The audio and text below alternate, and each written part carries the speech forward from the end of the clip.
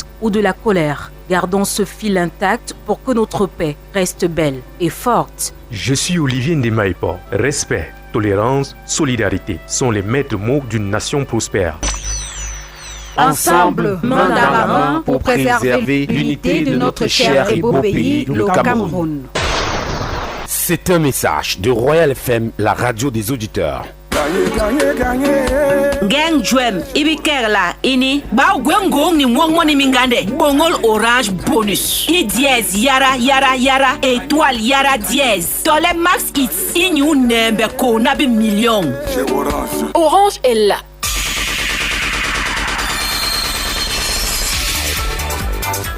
Mesdames, bonjour, monsieur, bonjour. Pour le 8h bilingue, Gang Nadej, good morning. Good morning, Raissa Moko. Good morning, dear listener. Our top stories. Projet de loi pour l'exercice 2026 au Cameroun. Une hausse de 14% est observée par rapport à l'année 2025. Le programme financier, économique, social et culturel du gouvernement a été présenté hier au cours d'une séance plénière à l'Assemblée nationale.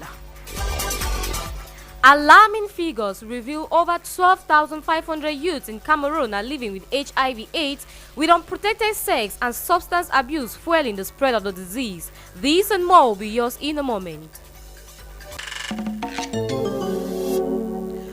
Projet de loi pour l'exercice 2026 au Cameroun. Le montant s'élève à 8 816,4 milliards de francs CFA. Une hausse de 14% par rapport à l'année 2025. Ainsi a présenté hier le Premier ministre chef du gouvernement, Joseph Dion-Gouté, le programme financier, économique, social et culturel du gouvernement devant la représentation nationale au cours d'une séance plénière à l'Assemblée nationale. Clôturant la deuxième conférence semestrielle des gouverneurs à Yaoundé, le gouvernement appelle à une vigilance accrue face aux tensions post-électorales tout en réaffirmant la stabilité du Cameroun. Le ministre de l'administration territoriale, Paul Atangandi, qui présidait les travaux hier 26 novembre, a exhorté les gouverneurs à sécuriser les élections régionales du 30 novembre prochain, à intensifier la lutte contre l'insécurité, à maintenir un dialogue constant avec les populations pour préserver la cohésion sociale. Je vous propose d'écouter le ministre de l'administration territoriale dans cet extrait sélectionné par Claude Baoken. Les travaux nous ont donné l'occasion d'apprécier l'état d'esprit de la population au lendemain de l'élection présidentielle du 12 octobre 2025 et d'évaluer le niveau des préparatifs de l'élection des conseillers régionaux et affiner l'appui des autorités administratives à Elections Cameroun.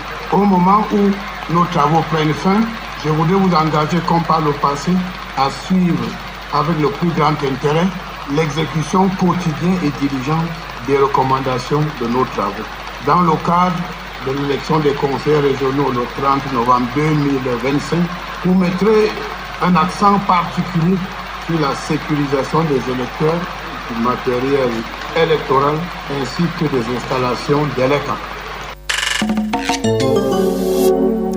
Dans l'agenda du jour, la Banque des États de l'Afrique centrale accueille ce jeudi à Yaoundé le symposium des gouverneurs de l'Association des banques centrales africaines. Un rendez-vous majeur pour les institutions financières du contingent placé sous le thème « Changement climatique et stabilité macroéconomique, rôle des banques centrales ».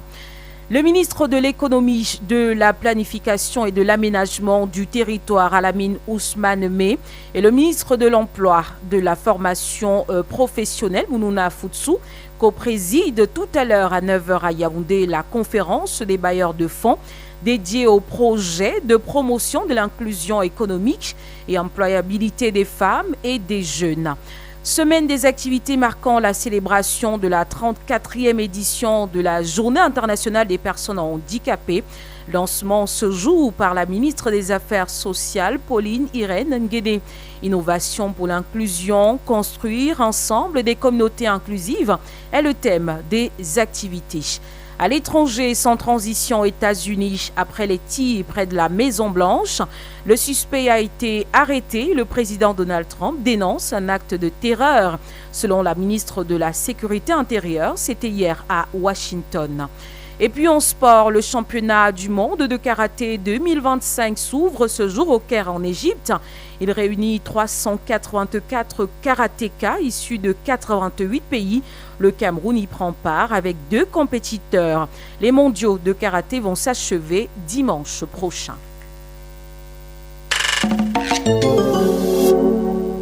The government of Cameroon has announced its economic, financial, social and cultural program for the 2026 fiscal year. The program, presented by Prime Minister Joseph Dion Ngouti during a plenary session of the parliament yesterday night, is geared towards the reinforcement of economic growth and the amelioration of the living conditions of the population. The program is based on the state budget of 8,816.4 billion francs CFA, presenting a 14% increase over the 2025 state budget.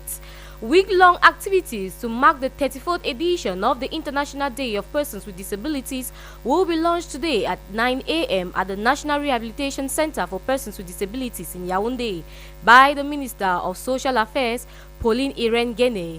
The Minister of Youth and Civic Education, Monona Fotso, is equally expected to launch a decade of volunteering alongside a Give Yourself Time campaign.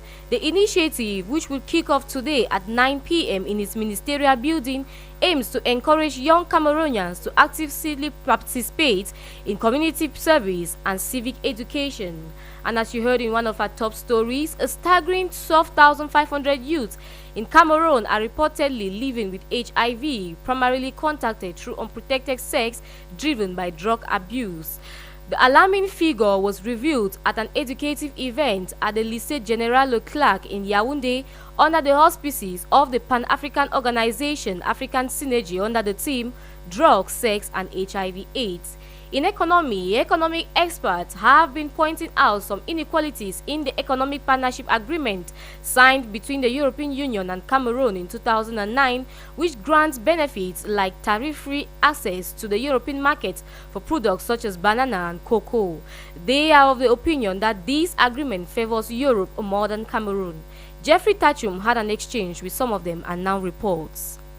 Cameroon is the main trade partner of the European Union in Central Africa. Therefore, it is only normal that transactions between the two parties be encouraged to facilitate trade. Henry Kwam is the director of the Cameroon Economic Policy Institute. I think before we go to the Economic Partnership Agreement, it's important to consider that Europe is our largest trading partner. When I talk about Europe, it means the Netherlands, Italy, France, Germany, etc. So if you look at it from a regional standpoint, they're our largest trading partner. So it makes sense for us to have a trade agreement that facilitates trade between both regions. Meanwhile, economic analysts in the likes of Seraphim Baga see the partnership between Cameroon and the European Union as a continuity of colonialism and therefore cannot be a win-win agreement. The relationship that exists between Cameroon and the European nations is so not really equitable, given the fact that the partnership agreement between Cameroon and European nations is still the continuity of the colonial rule. Prices of some goods like cocoa, coffee are very flexible till date and in the advantage of those European nations. As the leader of a think tank that promotes free trade between countries, Henry Kwam believes that the economic partnership agreements will have positive outcomes for both Cameroon if only we develop our economic structure. The real concern is that our industries are not developed. There's no point trying to close Cameroon off from the rest of the world, try and develop our local industry. We don't have 10% of the meat that we consume, or 10% of the milk that we consume, or 10% of the wheat flour that we consume. So we do need imports, and we have to make, by removing import duties, we make the imports cheaper for consumers. The trade agreements between the two parties accounts for 26% of Europe's total trade in Central Africa, and since 2016, customs duties on imports from European Union have been reduced by 80%. Out of the country, in China, at least 44 people have been killed in a massive fire that engulfed public housing apartments in the Tai Po district of Hong Kong, while more than 270 people are still missing. Police say dozens of residents were trapped during the incident and more than 760 firefighters were deployed to battle the blaze. Local reports say 3 men have been arrested on suspicion of manslaughter and connection with the fire as authorities launch full investigation into the cause of the disaster. And in sports, Colonel Hamad Karbaba Marboum, President of the Cameroon National Olympic and Sports Committee, and Secretary General David Ojong have represented Cameroon in Glasgow, Scotland for the Commonwealth Games Federation General Assembly held this Wednesday, November 26, 2025. Among the major decisions taken, India was selected as the host of the Centenary Commonwealth Games in 2030, just shortly after the 2026 edition to be hosted by Scottish capital Glasgow.